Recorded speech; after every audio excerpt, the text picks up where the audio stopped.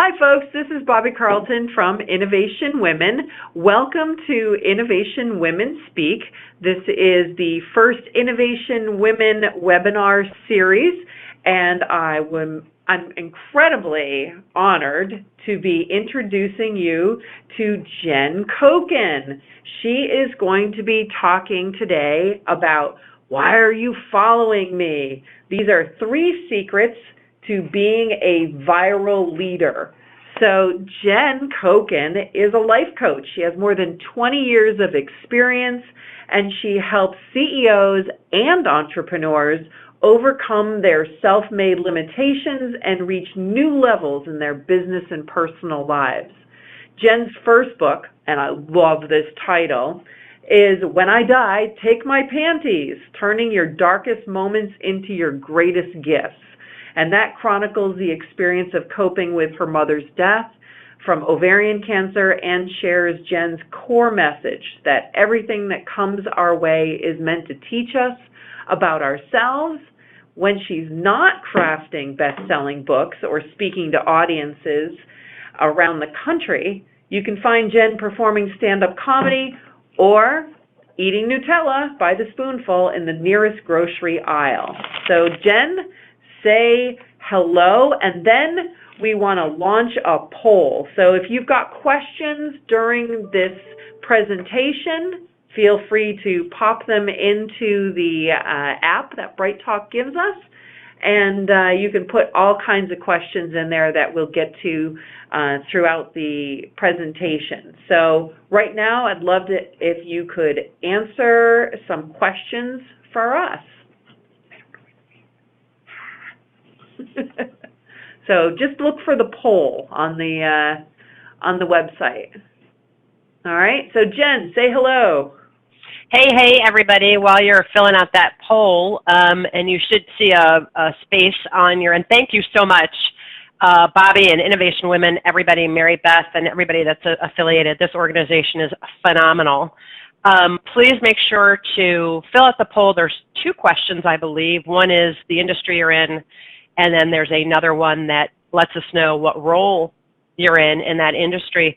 Also want to know where people are from. We've literally got people from all over the world. So if you can let us know in the feedback section, the question section, where you're calling in from. Is it Massachusetts? Is it New Jersey? Is it India? Where are you calling in from? We'd love to know. And also want to know one thing you want to get out of this, and hopefully I'll be able to answer that. And I won't screw up. That would be good. So while you're answering the polls, let's kind of get right into it. And I want to, let me just advance the slides, a couple of pieces here. So why are you following me? The 3 secrets to being a viral leader. You know, we talk about something going viral on YouTube, right, where it takes on a life of its own. And that's what I'm talking about with being that kind of a leader, where wherever you go, people want to be around you. It may be they're asking you to lead a lot of things, which often happens to people that are very charismatic leaders. But more than that, it's not the charisma of somebody you're blindly following. People want to be around you. People want to listen to what you have to say. And that's really what we're going to go to work on. Somebody says there's an echo and everything's repeated. So maybe, Bobby, on your end, you could mute, and maybe that'll take the echo off. Let's try that again. Whoever put that in, if you can let us know if that works. So somebody let me know if they hear an echo. Does anybody else hear an echo, or are we good? La, la, la, I will sing for you. I will sing, I will sing. Okay, well, just let me know if you still hear the echo. Hopefully we're good to go. So I want you to keep in mind a couple of things as you're listening to this webinar, because you can either be listening to what I'm saying to determine whether you agree with it. Does it fit within what you know? You may find yourself having a judgment about the fact, even something there was an echo, why are they asking all these polls, et cetera. I just ask you to put all those things aside. And I want you to think about who is a leader? Who is a leader being? when you see great leadership, because often we want to become a leader like it's going to happen one day in the future, but the truth is that being a leader happens moment by moment by moment by moment, and everything that happens in our life is an opportunity to be a leader or not be a leader. There's no becoming. There's no becoming. So I want you to take that away, and I want you to be thinking from who is a leader being. And that's really the work I do with all my clients. And what I do is I'm a master of ontology, the study of being, all right? Not becoming, being, this moment, right here, boom, boom, boom. If I had a watch, it would just say now. Everything would say now, now, now, now, now.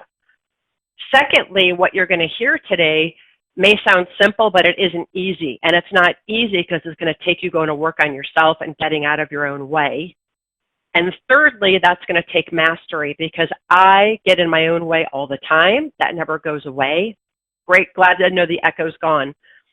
The audio keeps cutting out. Well, maybe I need to sit perfectly still. So hopefully that will be okay. So it takes mastery. You're always mastering being a leader, just like you're mastering being a great friend. If you could spend your whole life being an awesome leader, that would be a life worth having. If you could spend your whole life being an amazing friend, that would be a life worth having. So understand we're looking at what it takes to be a viral leader, not become a viral leader. It's going to be simple but not easy, and it's going to take mastery. All right? So let's move along. There was another question I'm going to ask, but I'm fearful we're going to run out of time. So rule number 1 is, a secret to being a viral leader is you got to deal with the facts and stop telling stories. Now, what do I mean by that? Well, listen, human capital is the greatest resource you're ever going to have. Human capital meaning yourself and the people you work with. So if you don't learn how to build a great relationship with yourself and have confidence in who you are and be deeply rooted in who you are, there's no way you can build a great relationship with others. So to start, you have to learn to identify and let go of the stories you're telling yourself about yourself and the stories you tell yourself about others.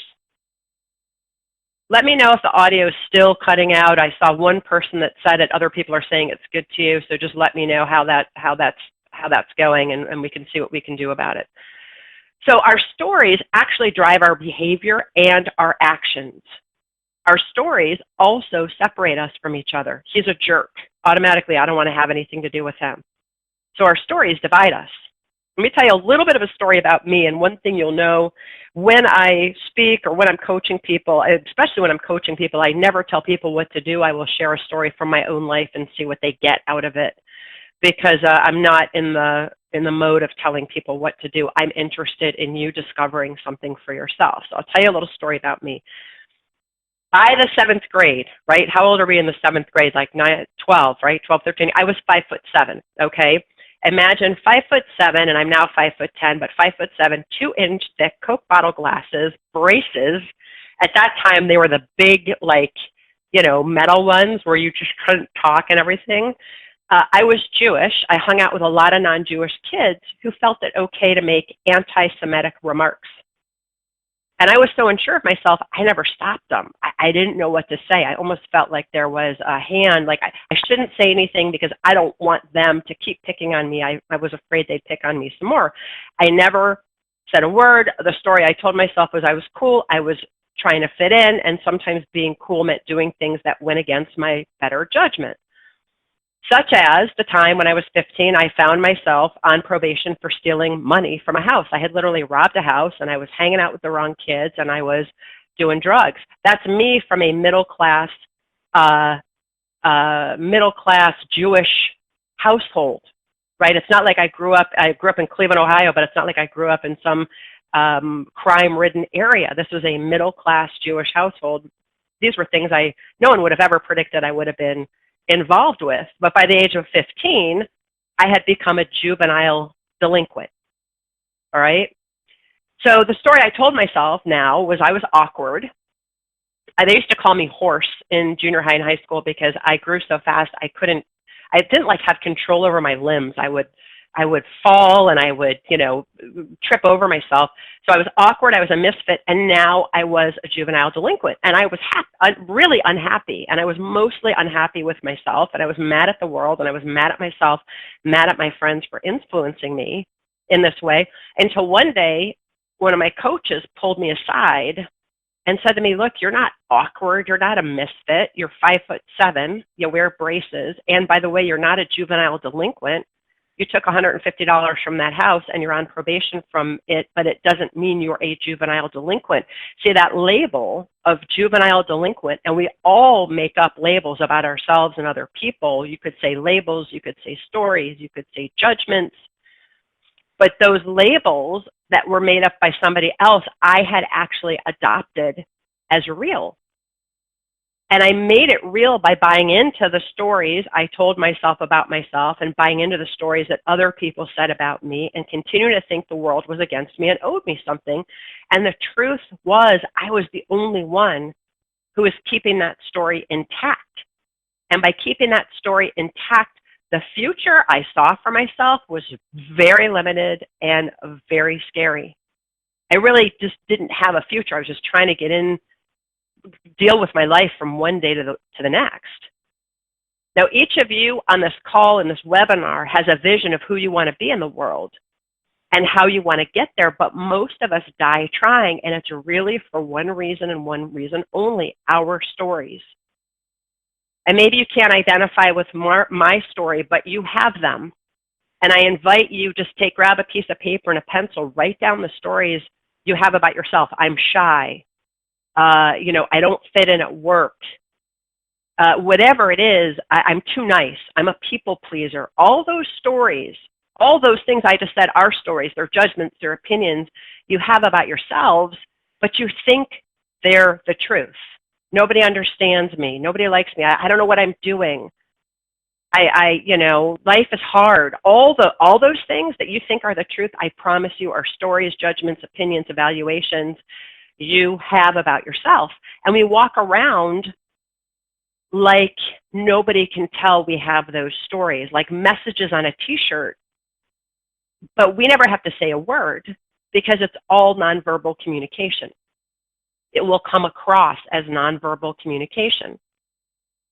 So if you were wearing that story, that everyone has an ultimate story, right? Mine was being a misfit. If I had to say my ultimate story, my word on a t-shirt would be misfit.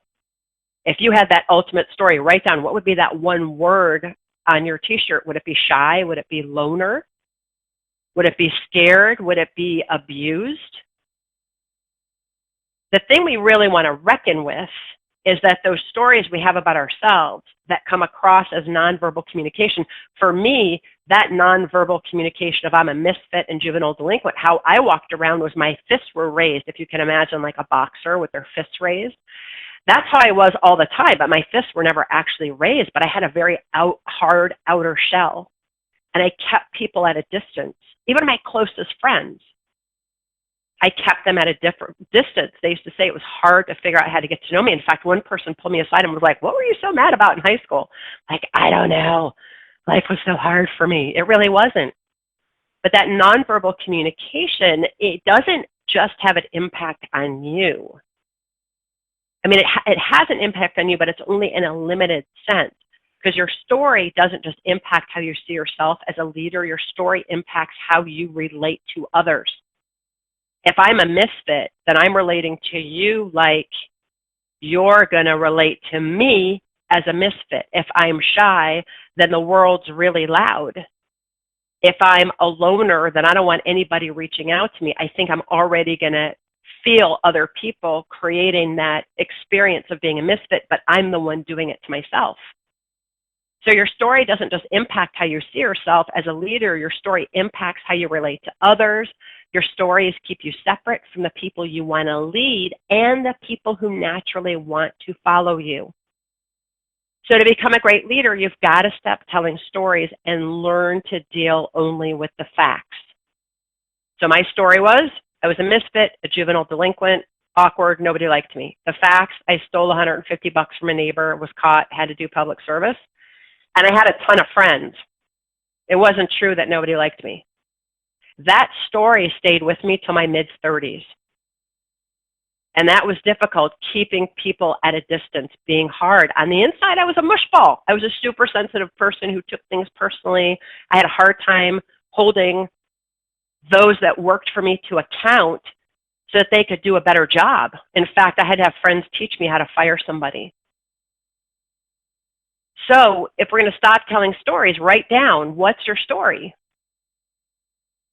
Hopefully this will forward. There you go. How does your story affect the way you react to others? Now, you may have never thought about it this way, but I want you to write something down because it does impact. You could also write that question down and then just go back and answer it later. And how does your story relate to your future? Is the future wide open, like you're super excited, you can't wait to be on major stages, leading huge companies, you're excited, all those things, or is it limited by the stories you're telling yourself? See, our stories are mostly the result of what other people have said to us, maybe our parents, maybe our friends, or opinions we formed at a very young age, yet we continue to carry them like the truth. They aren't real. Your stories aren't real. The impact on you is real. The way they limit your future is real. And they limit how you see yourself as a leader, what you think is and isn't possible, and ultimately the kind of difference you want to make. Because you'll notice if you were sitting around creating, I always do this now during January, what do I want to accomplish in 2019? What am I excited about? Where do I want to go for it? And I'll start writing and writing and writing. And at some point, some story will limit me and I have to catch myself. So if you want to be the kind of leader that people naturally want to follow, you got to own the stories you've made up about yourself and let them go. And then, and only then, will you be able to see the stories you have about other people. And you can let go of that too. And when you let go of that stories, what's left with this blank canvas? And you can create a story that actually empowers you as a leader. The kind of leader people naturally want to follow. So now the question is, if your story were on a new t-shirt, what would that t-shirt say? How do you want to be known as a leader? Do you want to be known as empathetic? Do you want to be known as strategic? Do you want to be known as visionary?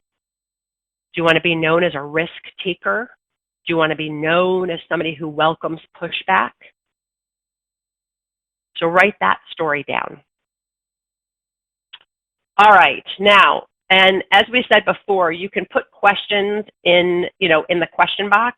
We're going to get to the questions at the end. We're going to leave a lot of time for questions. We're also going to leave time for coaching if we can get to it, if we've got time for that. So go ahead and do that. Also, if you have yet to write down where you're from, please do that in the questions section. And also, if you have yet to answer the polls, please do that. All right, so let's talk about lesson number 2, say everything that matters. Now, let's just talk about this for a minute. When I say everything that matters, notice I include that matters. I don't mean say everything that's in your head. If I said everything that was in my head, nobody would want to be around me ever. Some of our thoughts are not worth repeating or communicating. Sometimes people say, I just want to speak I'm just speaking my mind. You should keep your mind to yourself. Literally, as a leader, or even as someone who is not yet risen to that level of leadership you want to be at, but putting your mind on loudspeaker is not a hallmark of a great leader. Because when we simply put our mind on loudspeaker, and this is one of my favorite quotes, I said it myself, I didn't, a friend of mine told me this. When you're casual with your words, you create casualties. So you want to be able to say everything that matters in a way that leaves someone's humanity intact. And if you just stick your mind on loudspeaker, you will create casualties. You could burn bridges.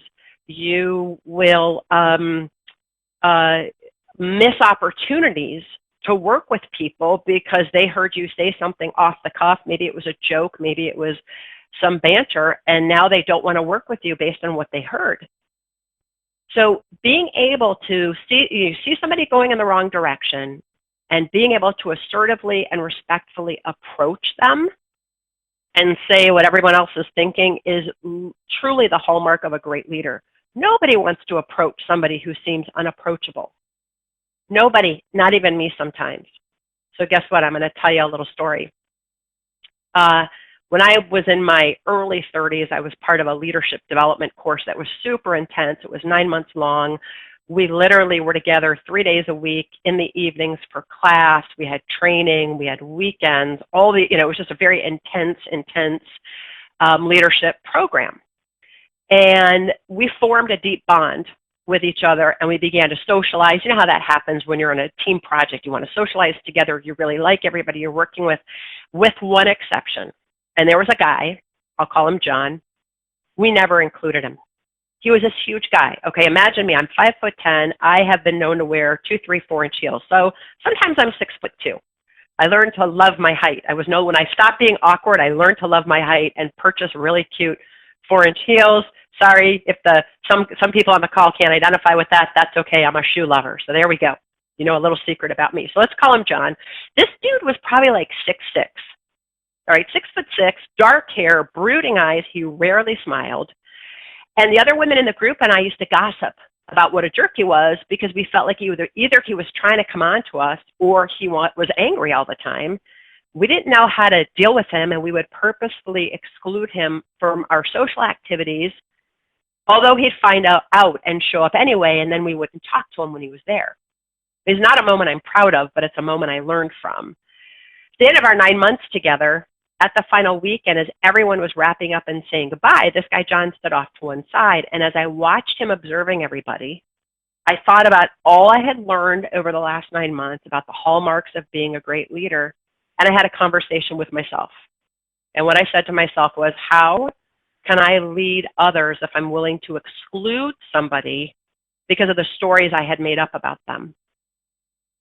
I knew none of my stories were real because, truth be told, none of us had ever gone out of our way to talk to him and get to know him. None of us. We just interpreted something by the way he looked. How often does that happen to anybody on this call? Right? So thank you for pointing out the typo. Thank you. We will get to that for the next time I present this. Appreciate it. So I mustered up all my courage, and I walked over to this guy, and I was looking up into his eyes. You couldn't see his pupils because his eyes were they were like black, right? And his hair is dark, and he had this mustache. And, I said, John, I owe you an apology. And he kind of, his eyebrows knitted together, and he kind of looked at me. I said, I've never gone out of my way to make friends with you. I've had this feeling the whole time you were angry, or you were trying to come on to us. And here's the thing. I did nothing to come to you and talk to you about it. And so here's what I want to know, because if I did anything to upset you throughout this whole 9 months together or someplace near the beginning, besides the fact that I never bothered to have a conversation with you, if there's anything else I did to upset you, I want to make it right. Would you please tell me? See, the only way I could say that to him is I had confidence in who I was and the difference I wanted to make. And I was willing to let go that I was awkward or a misfit, and I was willing to let go of my stories about him. So I say this to him, and this big man, I will never forget this. He and I are friends to this day. His lip starts trembling, and this big tear rolls down the side of his face. And he said, Jen, he said, my wife left me 3 years ago and took the kids with her and went back to Sweden, and she won't let me see him. And I've been heartbroken and shut down ever since, and I don't know what to do with myself. I started crying, right? I'm tearing up right now remembering it. I started tearing up. I took his big meaty paw in my hand. We were at a hotel, and I walked him over to this couch, like a cluster of chairs and couches, and sat him down, and I said, tell me about it. And I sat there for 30 minutes and just listened to him pour his heart out. And then I sat next to him on the 2-hour ride from Philly to DC, and I continued to listen. And during that time, other people on the bus came over, and they listened, and they apologized, and they owned their stuff. And by the end of the trip, we were deeply connected, and we are still friends. And he attributes my courage to cracking his shell. He said that was the beginning, because then I would see him and he was like vibrant and laughing and having fun and all those other things. So I had enough courage to approach Paul on the last day of our course I wish I had dealt with it earlier because I missed out. I missed out on whatever I missed out on in his friendship and including him. I found it now that we're friends today, and I don't regret what happened because I learned a valuable lesson. And that is my philosophy. Everything is meant to teach us something. When we listen to the stories in our heads and play out how things are going to go, we're wasting time and squandering opportunities. So we've already established the stories in our head aren't real. They're judgments and evaluations. But as leaders, we've got to find the courage to say everything that needs to be said. We want to be of service to others, but we always, always, always want to ensure the person you're talking to is better for having had that conversation with you. See, how you manage your relationships in the Waldorf arena, they talk about having a clean work environment, a clean space, and I apply that to my relationships and communication. How you manage your relationship with people is indicative of how you lead. If you gossip at work, nobody's going to want to follow you because they're afraid you're gossiping about them. How do you avoid gossip? You don't do it. You don't listen to it. And when you find yourself gossiping, you go clean it up with the person or take it to somebody that can do something about it. So why did I approach John? What did I think I was going to get from it? I didn't know what I was going to get from it. In fact, I didn't know if he was going to walk away from me, just turn on his heel and walk away. There was nothing, quote unquote, in it for me. But I chose to confront the situation because confrontation can actually be an offering, and we don't usually think about that. We often think that confrontation is bad, but confrontation can be an offering. It can be a platform for understanding. Now, how would that work in your office, your family, those conversations? We all went through the holidays, and there's probably plenty of conversations we had to deal with or avoided going through the holidays. But imagine if you were willing to say the hard stuff. See, confrontation creates a platform for people to communicate their story to us. I created an opening. I was vulnerable. I owned my stuff. I said, what's going on? And he felt safe to share with me his story. And psychological safety is important to being a successful leader and also having successful teams. Harvard Business School has done studies on this, so has Google. That's the number one factor for successful teams is psychological safety. What does that mean? You break down the walls, you be vulnerable with the people at work. Believe it or not, most people shy away from that. But you've got to sit down with people and go for some real one-on-one communication. It doesn't mean you do it in front of a group of people. You pull people aside. Start by communicating your opinion as an opinion, not the truth. It seems like you're really mad at me. Ask questions instead of making statements. Is there something that I did to upset you? And give them a platform to communicate with you. By being open, you show that you care. You're interested in them, not as their stories, but as who they really are. And you let them know, I want to understand you. I want to understand where you're coming from. I want to know more about you. You can only lead people through understanding. People won't follow you unless they understand who you are, and they won't take the time to get to understand you until you take the time to get to understand them. Who is this person in front of me? What do they care about? What's important to them? Who are they really? And maybe the stories I've said to myself are just based on superficial things, which they usually are. So who is this person really? Saying everything that matters breaks down the barriers between you and others. And when you say everything that matters, you discover hidden secrets in people's hearts. John's wife, having left him and taking the kids, that guy really wanted to be of service. That's why he was in this leadership program. He just didn't have access to do that. And it took me saying that one hard thing and being vulnerable and calling one out on myself for him to have space to share with me what was going on with him. All right, so let's move to the third piece, right, which is the third and final piece of being a viral leader. So we've established that being a great leader, you have to start by having a great relationship with yourself. That's what I call being rooted in who you are, like a big oak tree with roots deep in the earth. When you have deeply, can I say deeply rooted roots? I guess I just did. Deeply rooted roots deep roots, that tree can, as long as it has space to grow, it can get as tall as it wants. It will get as tall as it can based on the root system it has. If there's space for it to be rooted in the ground, it's going to grow tall. Same with you. When you're rooted, your stories, your opinions, and judgments of yourself and others don't necessarily stop you from making a difference. When you're confident about who you are, you have the power to say everything that matters to other people. And that's my third piece. Only when you let go of your stories and say everything that matters will you authentically be able to empower the people around you. Empowerment actually comes easy when you dare to say the hard stuff because you're opening lines of communication. All right, this is my third story, and it's not what I'm proud of, and it also showcases what some unconscious bias that I had, but it also speaks to the heart of what I'm getting to here. So I speak around the country, and often I bring my books, and when I do that, I have two suitcases, one that's about 50 pounds of books, and one that's my clothes, right? And then so this one day, I went down there, I was waiting for my Uber driver to pick me up, and I have two suitcases, as well as a briefcase on my back with my computer and everything else, as well as my purse. And this car drives up, and I'm waiting for the person to get out to help me, because clearly I need to put things in the trunk.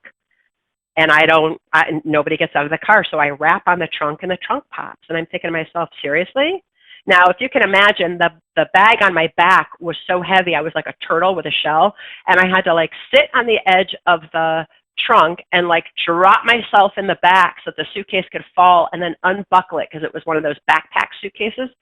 And then I got myself out of there, and then I put the other suitcase in. By this point, I am ticked off. I'm like, what kind of idiot won't get out of the car? Can he not see me struggling? And I could see it was a guy in the car. Stupid man, blah, blah, blah.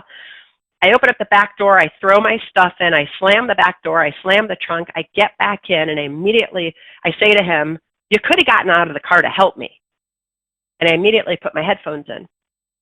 And he tries to say something to me, and he's got an accent. And I think to myself, see, the idiot can't even understand English. This is my unconscious bias. Both my conscious bias about men, but also my unconscious bias about him having an accent. And I was about to go to a diversity and leadership conference to give this very talk to a group of about 700 students. And I think to myself, well, you're full of crap. You're about to have this conversation with all these young leaders from campuses across the southern United States, and you're not empowering him. You've got stories about him. What are you going to do about it? And it took everything in me. This was not easy. That's why I said takes mastery. This was not easy.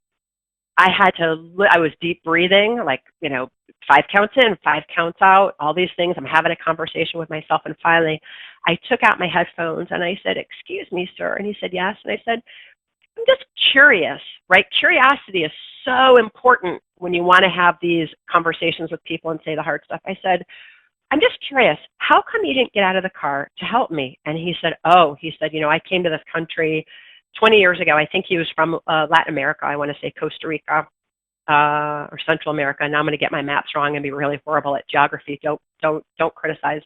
But he said, my daughter tells me, she's in the kitchen making food. I asked her to make me something. She says, this is America. We're all equal here. So I just figure you're all equal. It's like, wow, okay. And then he said, and another time I had a lady in my car who was probably in her 80s, 85, and she had a cane. She was walking on a cane. And I pulled up in front of her, the place to drop her off, and there was these very narrow, long steps. And so I got out of the car to open the door, and she hit me with her cane. And she said, I can do it myself. What do you think? I'm some kind of old lady? And I vowed to myself I was never going to help somebody again. You're all equal, and you probably don't want my help anyway. Wow, I thought to myself, that's okay, that's interesting. And that's what I said. I said, that's an interesting point of view. I said, could I offer another? He goes, sure. I said, well, I can't tell you about other women. And a lot of times if I only have one suitcase, I wouldn't want help. But in this instance, I love to be asked. And I had a couple of suitcases to take to the airport, and I love to just be asked. What if you asked somebody, may I help you? And then they could either say yes or no, and they'd have choice. And if they said yes, you could help them. And if they said no, no skin off your nose, and you're not going to get whacked with a cane. He was like, that's a really good idea. Then we got to talking about his daughter who's going through some health issues, and we started talking about mindset and how he could help her. And then the conversation made my day, because I got to empower him and how to be a really effective driver. And then I got to listen to his story about his daughter and what that's like, raising a 20-something-year-old as a single dad who was raised in his country with very defined roles of men and women, and those roles are out the window, and what does he do? And so I was giving him some of my own input and advice about what I've done to raise a teenage daughter. It was such an empowering conversation, and here's the specific thing I want you to know about empowerment. Empowerment is a two-way street. It means to make somebody stronger or more confident. You want to create power source relationships where you're feeding each other power. A lot of times I'll say to audiences, who loves to help people? Every hand goes up, right? Who loves to be helped? Far fewer hands go up. See, for me, helping somebody is like it almost comes across as a hierarchy, like you need help, so I'm going to help you. I'm going to reach my hand down. Versus reaching your hand out when I say, who loves to empower the people around you? Hands go up. Who loves it when people empower you to be really effective? Every hand goes up. It's just the way we relate to the word. And so creating this context of empowerment as this two-way street allows you to take the action of empowering somebody, like giving them the power to do it themselves. And Lao Tzu, the father of Taoism, says a leader is best when people barely know he exists, or she, when she exists. And when her work is done, his aims fulfilled, they'll say, we did it ourselves. That's the third piece about empowerment, is you want people around you to say they did it themselves. You're not in it for the credit. So empowerment, as I said, is me giving you the power to be a leader in your own right. So here's some questions for you. I'd like you to write down on that piece of paper. Hopefully you grabbed a piece of paper and you haven't. What makes you feel empowered? Is it when people help you plan, or is it when you create an idea and someone says, great, go do it, bring me your first draft? Neither is the right way to do it. It all depends on how you relate to your work. You could be someone who's very strategic. That's one of my strengths. You could be somebody who loves accountability.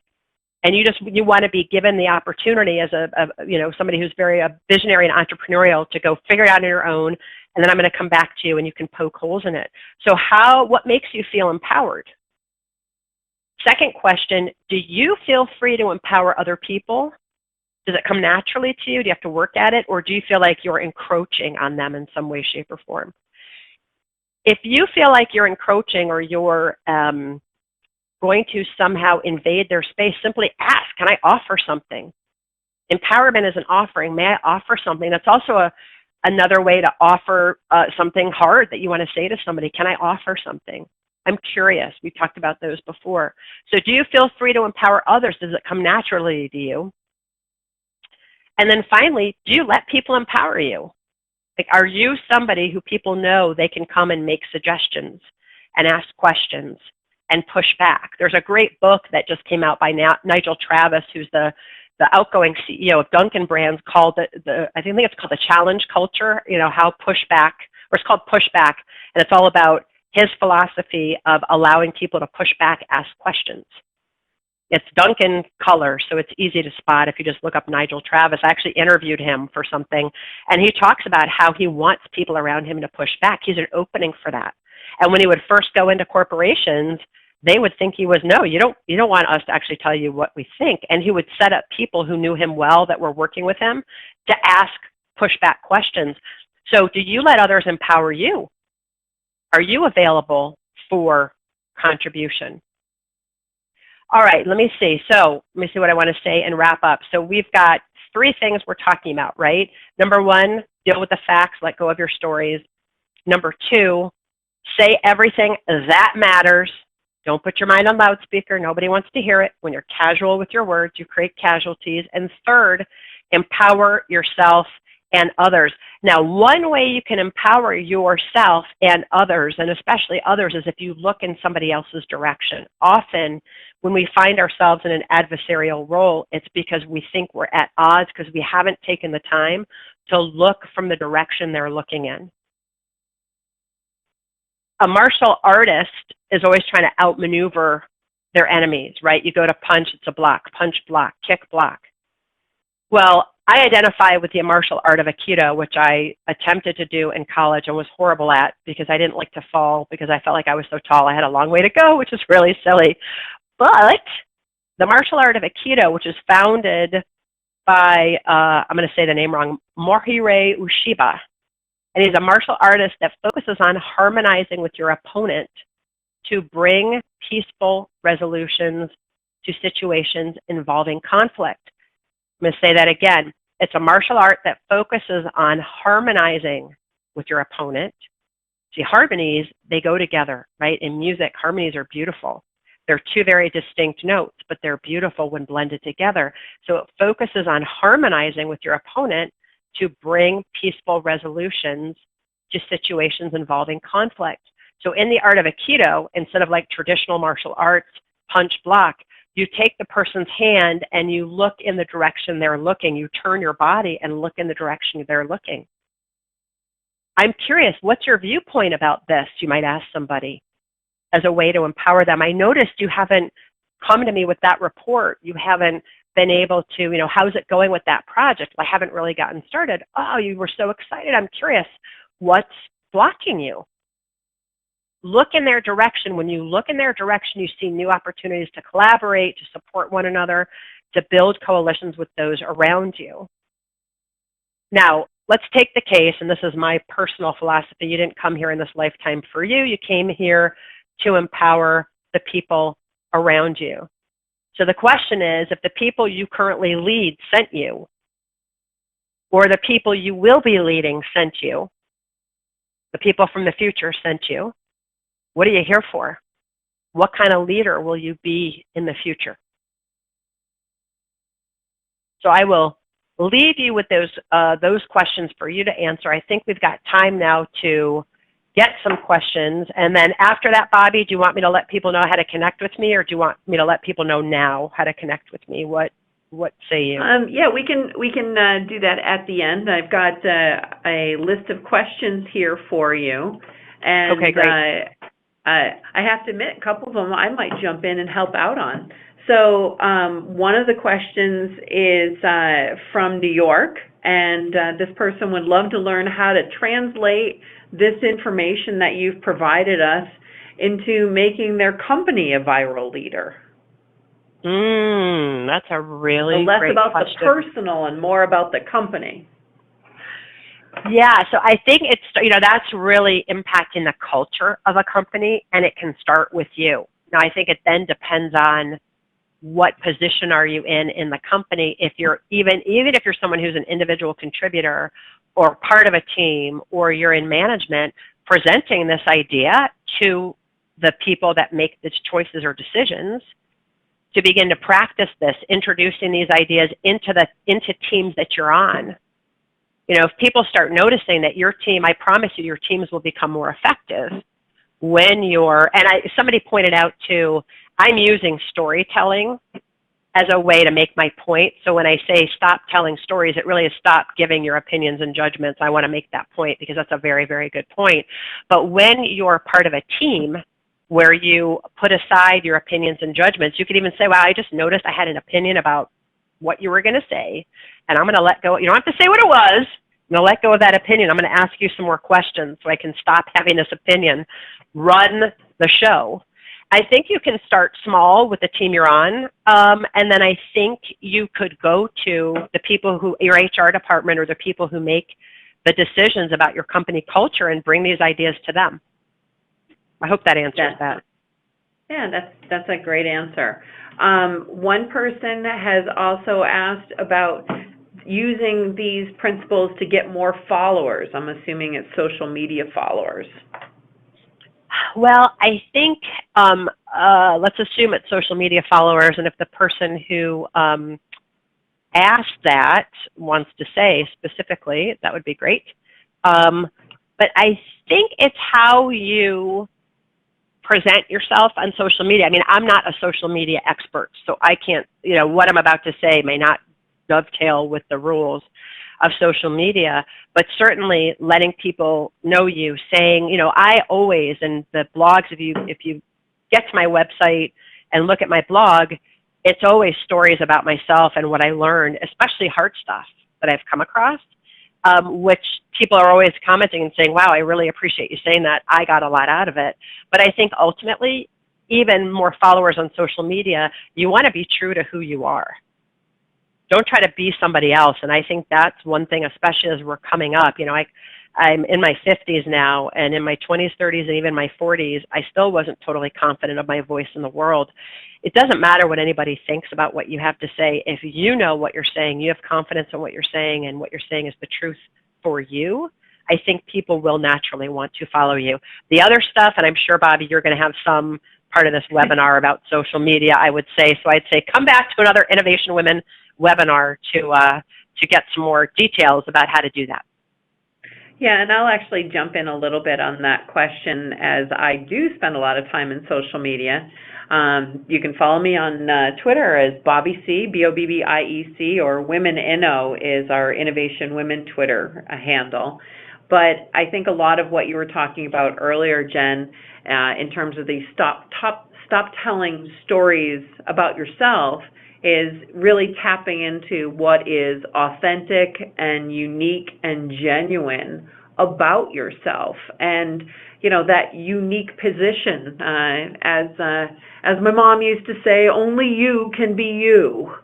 So yep. If you're going to be out there on social media, I think that authentic approach is great. Yep. One of the next questions here is, again, from Boston. These are all great suggestions for building a leader. Do you have recommendations on how to get people to hear you? You can follow all these great tips, but we live in a world of information overload. How do you get people to hear you over all the noise, or find your website, your blog posts, and social media, etc.? Yeah, that's a really great question. I think it's one all of us grapple with as we're dealing with the way the world is, but I will tell you it's person-to-person relationships. I coach CEOs and C-suite level people and managers for a living, and my best way to get in touch with people is doing events like this, going out and speaking, doing workshops, going to other networks. We met in Washington, right, Jen? Yeah, but originally we met some other way. I don't remember how we had met before, and we met face to face in Washington. I know because somebody I went out to get a coffee with, because she had just come out with a book, and I knew her from 25 years ago. She used to own a bar, believe it or not, and I was like, oh my God, you have this big consulting firm, amazing, let's talk. She told me about Innovation Women. I got on your list, and you and I started connecting, and then I went to a talk at Mindspace. But I think networking and meeting people and calling people, cold calling people, and I know you're talking about how do you actually get people, how do you cut through the noise? I wouldn't worry about cutting through all the noise. I'd simply worry about, are you getting to the people you want to serve? And who are the very specific people you want to serve? And the smaller that niche is, the better. You cannot be everything to everybody. And when you figure out that small niche, go ahead, Bobby. I will jump in and say, I think what you're pointing out is great. There's the personal connection, the in-person connection, and the social media / digital connections that we are all making these days. And I think a lot of it is a combination. When you are looking to connect with other people and be heard in the marketplace, you have to look at a combination of tactics. Yep, agreed. And by the way, I just put in an announcement that had how to get on my email list and how to follow me on Twitter and my website, which is jenkoken.com. And then there's a little slide that shows how to hire me to speak. Yeah, and we'll go back. Sorry, I went too far.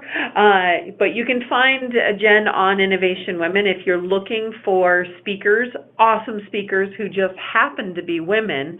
InnovationWomen.com is a way to access a great platform of all women speakers. And if you're interested in some of our speakers, all you need to do is sign up for a free account, and you can search the database once you are approved on the platform. So this link actually is not a direct link, but you have to sign in first to get access to our speakers. I got to admit, we've got a whole database full of women speakers, so we make you sign in so we know who you are. We can track you down so we know who's following you, right, Jen? So Yep. Our next webinar is featuring Kim Menninger. She's also an executive coach, and she's talking about raising your visibility, increasing your influence, and advancing your career. So that will be on January 23rd. And also all of our webinars are recorded for playback, so you can re-listen to the parts that interested you. Any kind of parting words, Jen, and things that people should remember? Well, first of all, I was just scrolling back through the questions. You may have the answer to this better than me. Is doing consistent videos worth the effort? That was one person's question. Keeping to a schedule, that's a good thing. So that's one of the things that we're doing with Innovation Women is every 2 weeks we'll have a webinar on for the next several months, actually. We've got a pretty extensive schedule already planned. But consistency of any marketing tactic is a great way to go. And, sometimes you tell people you have to keep telling them things over and over and over again. I know I tell my kids things over and over again, like stop leaving your socks on the floor. But it really holds true in marketing as well. It's a accepted marketing principle, frequency and consistency. Yep. And so I will say somebody mentioned they saw the title of being a viral leader and they assumed it was social media, but I pulled that piece from social media, so sorry about misleading you. Hopefully you got something out of the webinar. Anyway, I would say the key things, I'll go back to what I said in the beginning, which is you always have the opportunity to be a leader. There's no place for you to get to. You're not going to become a leader. You can make a choice to be a leader any moment, anytime. You can be a leader by, there's somebody who is in front of you in the line for coffee and they're rude to the person who's serving. For whatever reason, they've had a bad day, we don't know, and you say to the person serving, I'm sorry that just happened to you. That's being a leader because you are in their world, you're getting where they're coming from. They're going to be like, wow, nobody has ever said that to me before. Or often I'll say to people who are, either customer service or I'm calling someplace, I'll say, first, how are you? I'm really good. Thank you for asking. I remember that happened on a Southwest flight.